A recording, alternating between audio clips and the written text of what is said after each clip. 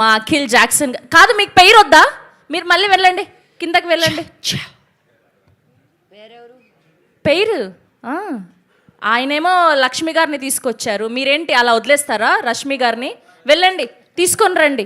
వచ్చి తీసుకెళ్ళి బాయ్, అక్కడ నేను రావాలా నీకు? ఏయ్